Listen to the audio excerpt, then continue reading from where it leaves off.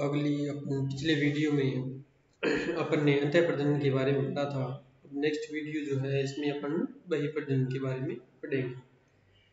जो अंतः प्रजनन था उसमें एक तो था संप्रजनन क्लोज ब्रीडिंग और दूसरा था लाइन ब्रीडिंग। उसके बाद आता है बहिर्प्रजनन यानी आउट ब्रीडिंग पद्धति जो होती है, मेथड्स जो होते हैं उनके अंदर क्या होता है। तो प्रजनन की वह पद्धति अथवा प्रणाली जिसमें असंबंधित नर एवं मादा पशुओं को जिनका पीछे की 4 से 6 पीढ़ियों में कोई संबंध न रहा हो, सहवास यानी मेटिंग कराना ही बहिर्प्रजनन प्रणाली कहलाता है। Outbreeding in the mating of unrelated animals यानी 4 से 6 पीढ़ियों तक उनमें कोई आपस में रिलेशन नहीं होता है, तो उस विधि से जो ब्रीडिंग की जाती है उसे क्या कहते हैं, अपन बहिर्प्रजनन कहते हैं। बहिर्प्रजनन के प्रकार, टाइप ऑफ आउटब्रीडिंग। तो इसमें पहला है ग्रेडिंग अप यानी क्रमोन्नति करना, फिर आता है क्रॉस ब्रीडिंग, फिर आउट क्रॉसिंग, फिर आता है हाइब्रिडाइजेशन। तो पहला इसमें है क्रमोन्नति पद्धति यानी ग्रेडिंग अप सिस्टम। यह प्रजनन की वह प्रणाली है जिसमें शुद्ध जातियां सांड प्योर ब्रीड सायर जो होता है को देसी गाय के साथ सहवास कराया जाता है जिसके गुणों के विषय में कोई पता न हो। उनसे उत्पन्न हुई मादा संतान को फिर उसी जाति के शुद्ध जातीय सांड से पीढ़ी दर पीढ़ी मिलाते हैं। यानी जो देसी गाय है अपन जिसकी कोई अपन को नस्ल का पता नहीं, उसका एक शुद्ध जातीय जो सांड होता है उससे जब क्रॉस करवाती है, उसकी जो संतान होती है उसको फिर शुद्ध नस्ल के सांड से जब क्रॉस करवाया जाता है तो पीढ़ी दर पीढ़ी उनका क्रॉस करवाते हैं। तो लगभग 6 से 7 पीढ़ी के बाद पशु समूह में सांड की जाति के गुण आ जाते हैं। यानी जो देशी गाय है उसका किसी एक विशेष शुद्ध नस्ल की जो सांड है उससे क्रॉस करवाते हैं, तो जो सांड से जो अपन मेटिंग करवा रहे हैं तो उस सांड के जो गुण हैं वो 6 से 7 पीढ़ियों में पूर्ण रूप से वो गुण आ जाते हैं। तो यही ग्रेडिंग अप के अंदर क्रमोन्नति के अंदर किया जाता है, यानी क्रम वाइज उनमें उन्नति करना। जब क्रमोन्नति प्रणाली में शुद्ध जातीय सांड को अशुद्ध जातीय मादा से प्राकृतिक अथवा कृत्रिम ढंग से सहवास करवाते हैं, यानी एआई जिसे बोलते हैं अपन, उसको बोलते हैं आर्टिफिशियल इंसेमिनेशन यानी कृत्रिम गर्भाधान।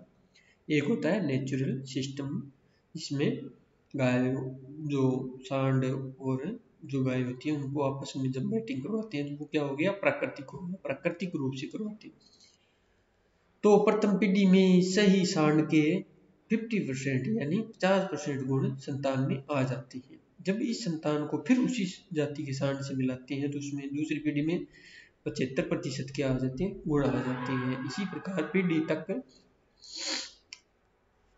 सहवास कराने से 6 से 7 पीढ़ियों में संतान में क्रमशः 98.43% तथा 99.22% गुण सांड की जाति के आ जाते हैं। अर्थात 7 पीढ़ी के बाद वह पशु झुंड सांड की जाति का हो जाता है। क्रमोन्नति द्वारा गुणों में परिवर्तन निम्न उदाहरण द्वारा समझा जा सकता है। यानी जो ग्रेडिंग अप करते हैं तो वो किस तरीके से करते हैं, तो उसमें स्पष्ट रूप से बताया है, ये उदाहरण दिया है कि शुद्ध हरियाणा जो नस्ल का सांड होता है 100% शुद्ध होता है, उसका किसी देशी गाय यानी अशुद्ध जाति यानी उसमें कोई जाति के एक जाति के विशेष गुण नहीं होते हैं, वो अशुद्ध जाति हो गई गाय की, उसका जब अपन क्रॉस करवाते हैं तो पहली पीढ़ी के अंदर क्या होगा, 50% गुण किसके आएंगे, हरियाणा नस्ल की गुणों युक्त संतान पैदा होगी। जो दूसरी पीढ़ी के अंदर कितने होंगे, 75% आएंगे, तीसरी के अंदर 85% गुण आएंगे और चौथी पीढ़ी के अंदर 93.75% गुण आएंगे। इसी प्रकार पांचवी पीढ़ी में 96.87% और छठी पीढ़ी में 98.44% और जो सातवीं पीढ़ी होगी उसमें 99.22% गुण आ जाएंगे, हरियाणा जाति की संतान पैदा होगी। यानी जो अशुद्ध जाति की गाय थी उसका क्रॉस जब हरियाणा जाति के सांड से करवाया तो उसमें 50% गुण किसके आ गए, हरियाणा नस्ल के गुण आ गए। अब जो संतान थी उसको वापस शुद्ध हरियाणा नस्ल के सांड से क्रॉस करवाएंगे तो फिर उसके गुण उसमें आ जाएंगे। फिर जो संतान होगी फिर उसका क्रॉस करवाएंगे, फिर जो अगली पीढ़ी में होगा फिर उससे क्रॉस करवाएंगे। तो इस प्रकार 7वीं पीढ़ी के अंदर हरियाणा नस्ल के गुण उसमें आ जाएंगे। तो देश के अशुद्ध जातीय पशुओं को उन्नतिशील बनाने के लिए केवल कर्मोन्नति प्रणाली लाभप्रद एवं उत्तम होती है। देश में विभिन्न जाति के उत्तम सांडों को क्षेत्र के अनुसार बांटकर उस भाग की जाति को उन्नतिशील इसी विधि द्वारा किया जाता है। उदाहरण के लिए इस क्षेत्र में हरियाणा जाति के पशु मिलते हैं, अतः जो पशु पूर्ण हरियाणा जाति के नहीं है उन्हें शुद्ध हरियाणा सांड से मिलाकर शुद्ध हरियाणा बनाया जा सकता है। इस प्रणाली को अपनाने पर कुछ समय बाद इस क्षेत्र में सब पशु हरियाणा जाति के ही मिलेंगे। इसके साथ चुनिंदा प्रजनन सेलेक्टिव ब्रीडिंग को अपनाया जाएगा। सामूहिक रूप से पशु कर्मोन्नति प्रणाली द्वारा सुधार के लिए हमें निम्न बातों का सहारा लेना पड़ेगा, यानी पशुओं को कृत्रिम गर्भाधान द्वारा गर्भित किया जाए ताकि एक सांड से अधिक गाय थोड़े समय में गर्भित किए जा सके। गांव में घूमने वाले अशुद्ध जातीय सांडों को बदिया कर दिया जाए, यानी उनको प्रजनन योग्य नहीं रखा जा सकता है, क्योंकि जो अशुद्ध जाति के जो सांड होंगे उनको बदियाकरण कर दिया जाएगा ताकि उनसे कोई संतान पैदा न हो, क्योंकि जो संतान पैदा होगी वह शुद्ध जाति की होगी। प्रत्येक पीढ़ी की संतान को सदैव शुद्ध जातीय सांड से मिलाया जाए। यदि बीच में अन्य जातीय अशुद्ध सांड से सहवास करा दिया गया तो कर्मोन्नति की सफलता समाप्त हो जाएगी, यानी जैसे संतान जैसे तीसरी पीढ़ी के अंदर या चौथी पीढ़ी के अंदर जो संतान थी उसका क्रॉस किसी दूसरी अशुद्ध जाति से करवा देते हैं तो पांचवी पीढ़ी में क्या होगा, जो हरियाणा नस्ल के जो गुण थे वो नहीं आएंगे और 50% उसमें चेंज हो जाएगा। इस प्रकार उसमें कर्मोन्नति जो ब्रीडिंग करवाते हैं उसमें क्या होगा, असफलता प्राप्त होगी। फिर आता है कर्मोन्नति से उत्पन्न नर पशुओं को सांड के रूप में प्रयोग न किया जाए, यानी जो उस कंडीशन के अंदर जो अपने क्रॉस करवा रहे हैं शुद्ध हरियाणा का शुद्ध से, तो उससे जो संतान पैदा होगी यानी जो बछड़ा पैदा होगा उसका क्रॉस इससे नहीं करवाना है, क्योंकि उसमें पूर्ण रूप से हरियाणा नस्ल के गुण नहीं होंगे। फिर आता है देश में कर्मोन्नति पद्धति क्यों अपनाई जा रही है। तो देश में अशुद्ध पशुओं की संख्या क्या है, बहुत अधिक है, अतः सामूहिक रूप से उन्नति करने के लिए केवल कर्मोन्नति ही एक उत्तम प्रणाली है। शुद्ध जातीय सांडों की बहुत ही कमी है, अतः कर्मोन्नति की ही अपनाई जा सकती है, यानी ग्रेडिंग अप के द्वारा ही अशुद्ध जो जाति है उनको शुद्ध जातियों में परिवर्तन किया जा सकता है। अधिकतर पशुपालक निर्धन है, अतः अन्य प्रणाली नहीं अपना सकते। बाह्य प्रजनन अथवा अंतः प्रजनन की प्रणालियां ऐसे पशु समुदाय को उन्नतिशील करने में असमर्थ होती है। एडवांटेज ऑफ ग्रेडिंग अप, यानी जो कर्मोन्नति प्रणाली है उसके क्या लाभ है। तो पशु उन्नति की सरल एवं सस्ती प्रणाली है, थोड़ा धन लगाकर कार्य आरंभ हो सकता है, अच्छा अनुभव प्राप्त किया जा सकता है। सामूहिक रूप से अधिक पशु समूह की उन्नति इस प्रणाली द्वारा संभव है। आसान विधि है, अतः अनपढ़ भी इसको अपना सकता है। फिर आता है कर्मोन्नति प्रणाली से हानियां। तो संतानों में गुणों का आदान प्रदान धीरे धीरे होता है, अतः पशु सुधार में अधिक समय लगता है, यानी अशुद्ध जाति से शुद्ध जाति में कन्वर्ट करने के लिए क्या होगा, समय अधिक लगेगा। और इस प्रणाली से उन्नत किए हुए नर पशुओं को सांड के रूप में प्रयोग नहीं किया जा सकता है। ये भी ऊपर भी बताया था अभी, जो इस क्रॉस से जो बछड़े या जो सांड प्राप्त होंगे उनका क्रॉस नहीं करवाया जा सकता है, क्योंकि उनके अंदर शुद्धता नहीं होती है। फिर आता है क्रॉस ब्रीडिंग संकरण पद्धति। यह प्रजनन की वह प्रणाली है जिसमें दो विभिन्न शुद्ध असंबंधित जाति नर एवं मादा पशुओं का सहवास करवाया जाता है, यानी मैटिंग करवाई जाती है। इस प्रकार दो जातियों के गुणों को एक ही संतान में लाया जा सकता है। इस प्रकार संतान में सदैव नए गुण आते हैं, यानी cross breeding is the mating of male and female unrelated, यानी उनका कोई आपस में रिलेशन नहीं होता है। Which are both pure breed but belong to different breeds, यानी जो प्योर तो होगी नस्ल तो, लेकिन वो अलग अलग नस्लें होगी। संकरण विधियां मेथड्स ऑफ क्रॉस ब्रीडिंग, तो संकरण प्रणाली के अंतर्गत हम असंबंधित शुद्ध विभिन्न जातीय नर एवं मादा पशुओं को अनुकूल ढंग से मैटिंग करा सकते हैं।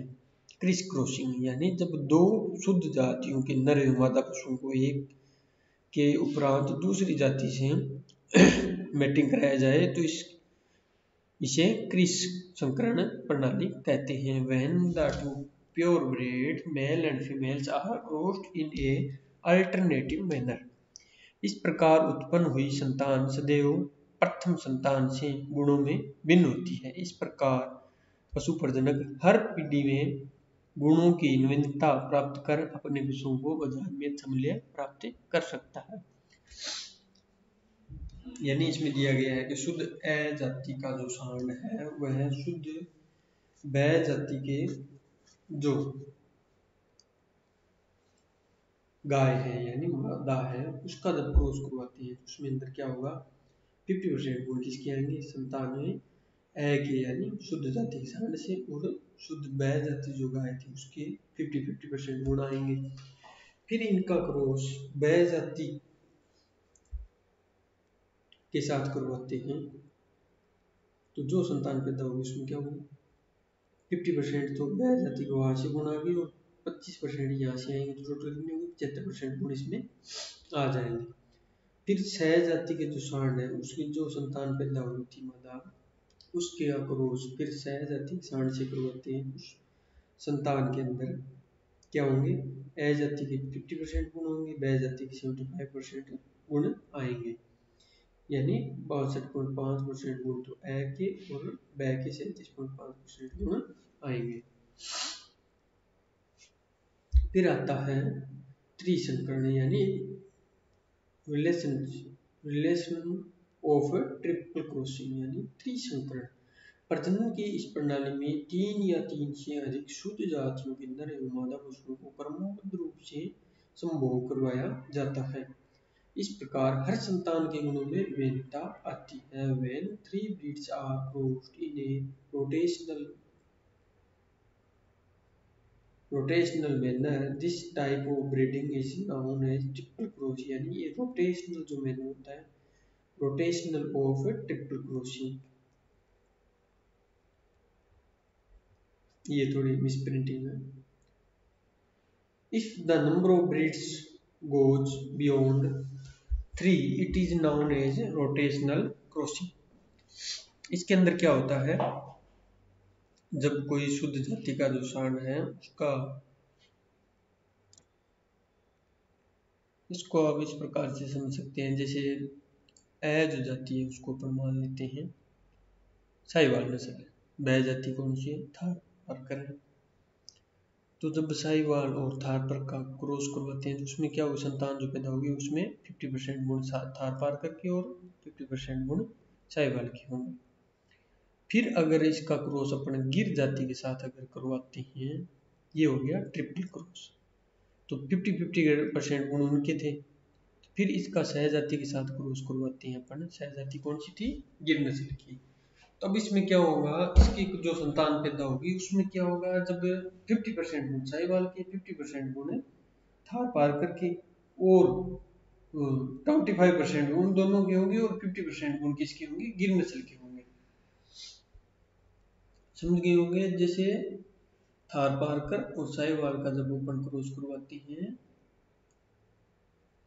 उसमें 50% गुण दोनों के आएंगे। फिर जब अपन गिर जाति के सांड से क्रॉस कराते हैं उसी संतान को, तो उसमें क्या होंगे, जो थार पारकर और जो साहिवाल नस्ल थी उनके तो 25% गुण इस जो अगली पीढ़ी में जो संतान पैदा होगी उसमें आएंगे और 50% गुण किसके आएंगे, गिर के आएंगे। तो ट्रिपल क्रॉस के अंदर एक ही गाय के अंदर या बछिया के अंदर क्या करते हैं अपन, तीनों के गुण मिक्स कर देते हैं, तो उससे क्या होता है, एक नई जाति की यानी संकर गाय प्राप्त होती है। अगर जो ये संतान पैदा हुई थी उसका क्रॉस वापस अपने जो अपन ने साहिवाल गाय रखी थी उसकी सांड से करवा देते हैं, तो उसमें क्या होगा, तो साहिवाल की नस्ल के 62.5% गुण आएंगे, और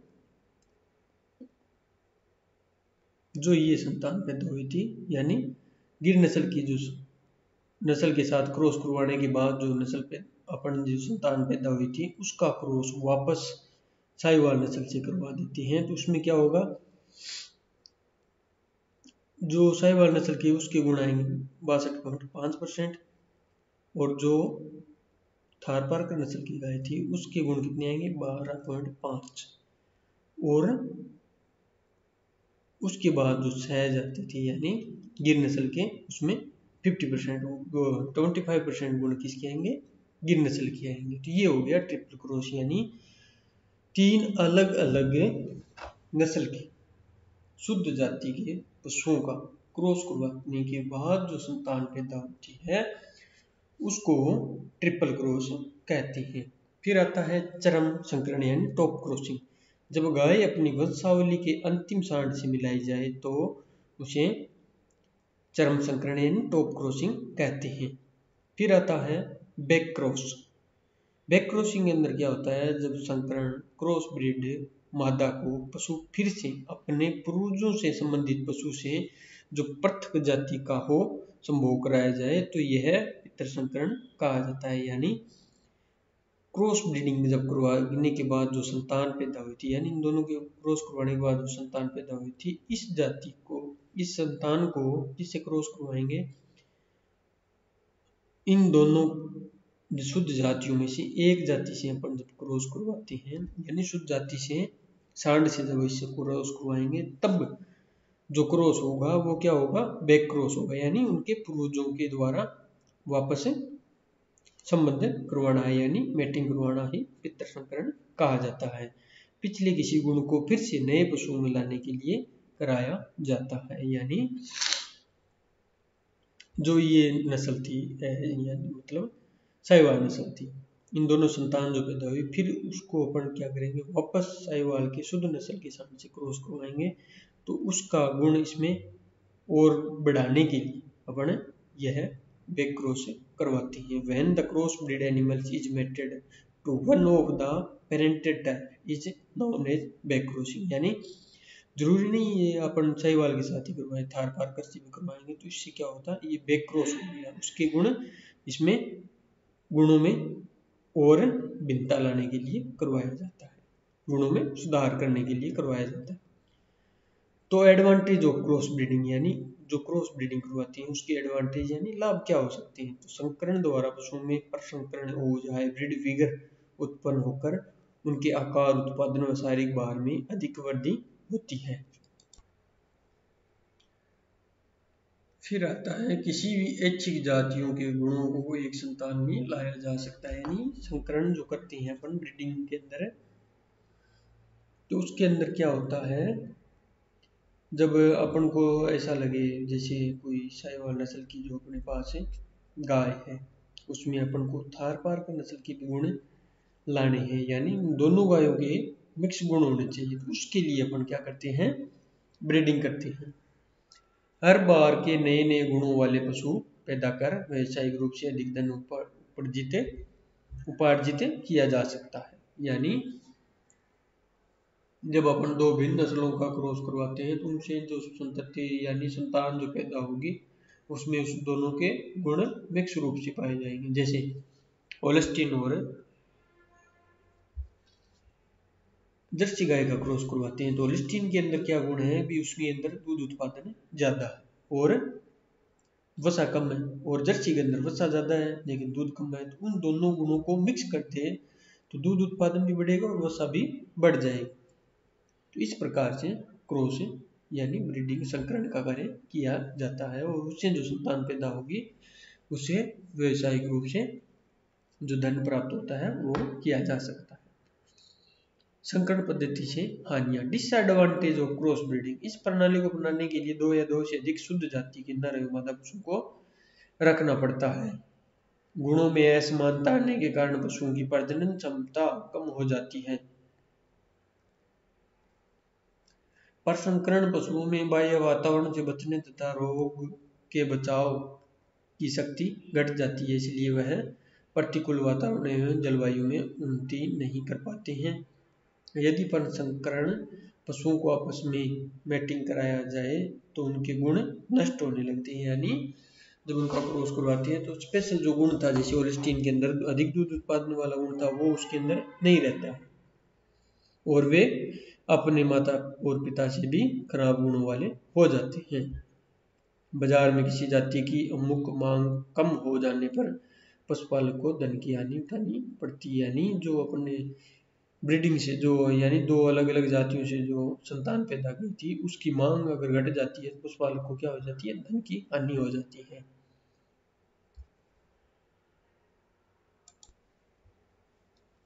फिर आता है आउट क्रॉसिंग, यानी प्रजनन की वह पद्धति है जिसमें शुद्ध समान जाति है नर एवं मादा पशुओं का जिनका 4 से 5 पीढ़ियों का कोई संबंध न हो मैटिंग कराया जाता है, यानी संभोग करवाया जाता है। इस प्रणाली में उत्पन्न संतान भिन्न संकर आउटब्रीडिंग कहलाती है। आउटब्रीडिंग के अंदर क्या हो गया, शुद्ध सिंधी नस्ल का जो सांड है और शुद्ध सिंधी गाय, जब इन दोनों का क्रॉस करवाते हैं तो इनका क्या होता है, 4 से 5 पीढ़ियों तक कोई संबंध नहीं होता है, यानी शुद्ध नस्ल तो शुद्ध है लेकिन इनका आपस में कोई संबंध यानी ब्लड रिलेशन नहीं होता है। इस प्रणाली को अपनाने के साथ साथ पशुओं का चुनाव भी करना चाहिए। अच्छे गुण प्रकट करने वाले संतान को प्रजनन किया जाए तथा अन्य को अलग कर दिया जाए, यानी जो अच्छे गुण प्रकट होते हैं उस संतान को प्रजनन के लिए रखा जाना चाहिए। फिर आता है आउटब्रीडिंग के आउटक्रॉसिंग जो है उसके एडवांटेज क्या है। तो यदि पशुओं का ठीक चुनाव होता रहे तो जाति के आनुवंशिक गुणों को अधिक समय तक संतान में स्थिर रखा जा सकता है। दूध उत्पादन, वृद्धि दर आदि पैतृक गुण पशुओं में लाने के लिए प्रणाली को अपनाया जा सकता है। जो पशु किसी शुद्ध जाति के औसत गुणों से कम है उन्हें शुद्ध जाति में बदला जा सकता है। तो ये हो गए एडवांटेज ऑफ आउटक्रॉसिंग के। फिर आता है आउटक्रॉसिंग के डिसएडवांटेज। अधिक समय तक इस प्रणाली को अपनाने से गुणों की वृद्धि रुक जाती है, यानी जब एक ही नस्ल का बार बार क्रॉस करवाते हैं तो उनमें नई भिन्नता नहीं आती है, क्योंकि जब दूसरी अगर किसी नस्ल से क्रॉस करवाते हैं तो उनके गुणों में भिन्नता हो जाती है, तो उससे नई संतान जो पैदा होती है उनमें अलग गुण, उनके माता पिता से अलग गुण प्रकट होते हैं जो कि होने चाहिए। फिर आता है इस प्रणाली में वर्ण या चुनाव का महत्व अधिक है, यानी इनमें जो सिलेक्शन करते हैं वर्ण करते हैं, चुनाव करते हैं, तो उसमें अधिक महत्व रखा जाता है। जैसे शुद्ध नस्ल की जो सिंधी सांड से और शुद्ध नस्ल की सिंधी गाय थी, इस प्रकार से उनका सिलेक्शन किया जाता है। फिर आता है परसंकरण यानी हाइब्रिडाइजेशन। यह वही प्रजनन की सबसे विस्तृत प्रणाली है जिसमें विभिन्न जातियों और यहाँ तक कि विभिन्न प्रजातियों तथा विभिन्न वर्गों के नर एवं मादा पशुओं को मिलाया जाता है। इस प्रणाली से उत्पन्न हुई संतान की वर्ण संकरण हाइब्रिड कहते हैं। ये संतान अपने माता पिता से अधिक ओजस्वी होती है। परसंकरण द्वारा उत्पन्न हुए इस गुण को संकरोज यानी हाइब्रिड विगर और हेट्रोसिस कहते हैं। ये इस प्रकार से डेफिनेशन पूछी जाती है। तो पशुओं के निम्नलिखित गुणों में संकरोज उत्पन्न होता है।